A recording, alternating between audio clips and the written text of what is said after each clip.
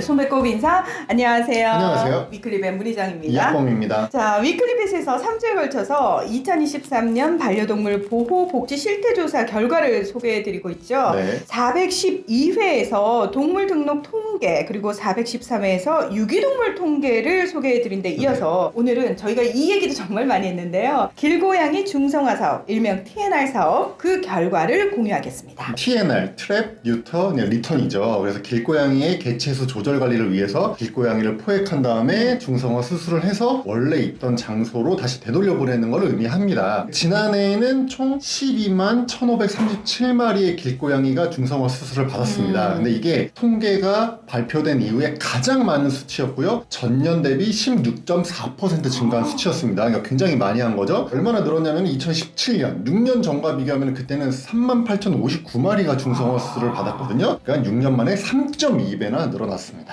정말 빠른 속도로 증가를 하고 있는데 네. 이게 좀 지역별로도 저희가 자세하게 살펴볼 필요가 있을 것 같습니다. 지자체별로 구분해서 보면 어때요? 길고양이 TNR 개체수 다 늘었죠? 울산만 감소를 하고 나머지 지자체가 전부 다 실적이 늘었습니다. 근데 울산도 보면은 전년 대비 줄어든 게 이게 38마리거든요. 그러니까 거의 줄지 않았다고 보면 됩니다. 네. 서울의 경우 4.1%, 경기도 12.9%, 인천 12.0%, 그러니까 수도권도 다 늘었고요. 경남 36.8%, 강원도 28.9%, 그러니까 지방도 다 늘었고요. 심지어 광주는 무려 64.6%, 세종은 61.0%나 늘었습니다. 자, 이렇게 중성화 수술 개체수가 늘어나다 보니까 당연히 거기에 투입되는 비용도 증가를 했겠죠. 맞아요. 앞서서 울산도 한 38마리 정도 줄어들었다고 말씀을 하셨지만 네. TNR에 투여된 비용을 보면 늘었어요. 맞습니다. 중성화 수술을 받은 길고양이 개체수가 이제 전년 대비 16.4% 증가했다고 말씀드렸잖아요. 네. 근데 길고양이 TNR에 투입된 세금, 전체 세금은 그보다 큰 17.0%가 증가했습니다. 그러니까 길고양이 한 마리 TNR에 들어가는 돈이 점점 이제 증가하고 있다는 거죠. 이 예산이 뭐냐면 길고양이를 포획해서 이동시켜서 마취 전에 검사하고 마취하고 수술하고 수술 후 회복하고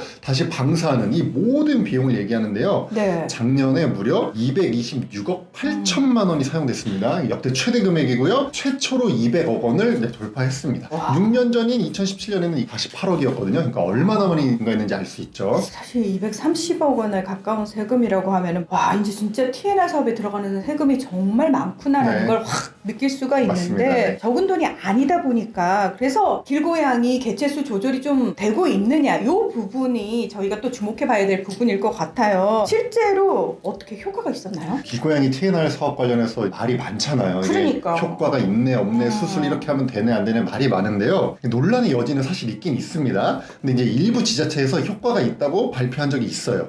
여러 논문에 따르면 이 길고양이 중성화 수술이 진짜로 개체수 조절에 도움이 되려면 해당 길고양이 군집의 70에서 75%를 중성화해야 된다 이런 통계가 있거든요. 네. 근데 이게 작은 군집이 아니면 사실 길고양이가 몇 마리 있는지 파악하는 게 사실 불가능하잖아요. 정확하게는 모르겠죠. 그렇죠. 그러니까 분모를 모르다 보니까 이 중성화율을 계산하는 것도 사실은 이제 불가능합니다. 다만 서울시가 2년에 한 번씩 길고양이 서식 현황 모니터링 결과를 발표를 하는데요. 네. 2013년에는 25만 마리였거든요. 근데 이게 매년 감소해서 2021년에는 9만 889마리로 8년 사이에 64% 줄었다라고 발표한 게 있긴 있습니다.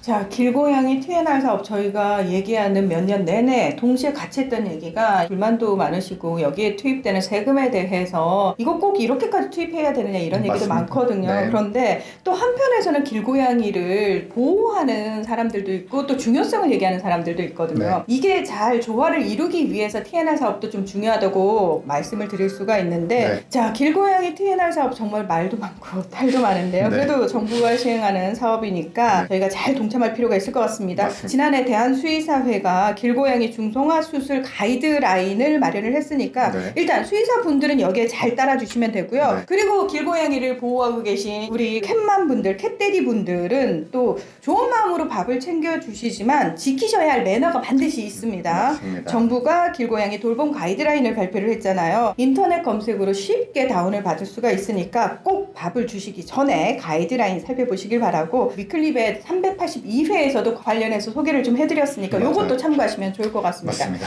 서로 지킬 거 잘 지키면은 사실 분란이 좀 적어지거든요. 맞습니다. 요게 또 길고양이들을 위한 방법입니다. 네. 오늘 위클립에서는 여기서 마무리하겠습니다. 함께해 주셔서 고맙습니다. 감사합니다.